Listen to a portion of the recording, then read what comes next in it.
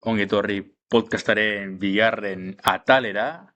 Mila esker. Hemen euskal gurekin Andoni eta Jordi, barnetegiko ikasleak. Oso ondo eskerrik asko. Errikaz. Eta gaur aritu gara pixka bat euskeraren egoeraren inguruan.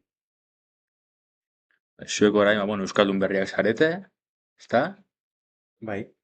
Momentuz bai, igual. Momentuz. Igual, 20 urte barru euskaldun zaharrak. Zaharrak hori da. Orduan, lehenik eta behin, galdera bat egin nahi dizuet.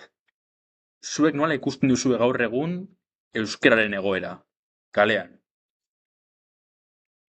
Azken batean ikusten dut, zuek ere bi ikuspegi ezberdinetatik ikusi dezakezu, ez? Zezu Jordi, Kataluniatik etorri zinen Euskal Herrira, Bai.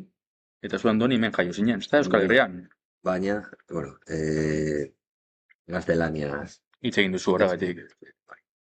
Vale, zuek nola ikusten duzue euskararen egoera, kalean? Nik uste dut, egunero, jende gehiago, euskaraz hitz egiten entzun aldut. Vale, entzuten duzu?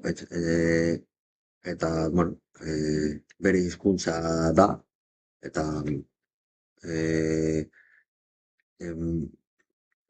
zati handiak egiten dute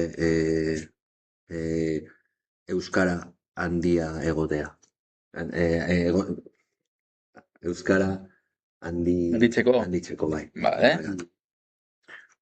Bueno, geografikoki testigure zein den aldi batzuetan da diferentzia handiena. Adibidez, hiri batean bagaude edo herri txiki batean bagaude, nabaritzen da aldaketa edo nabaritu daiteke, eta teorikoki herri txikietan gehiago entzun dezakegu euskara, baina ez da beti, eta topikoz josita dago.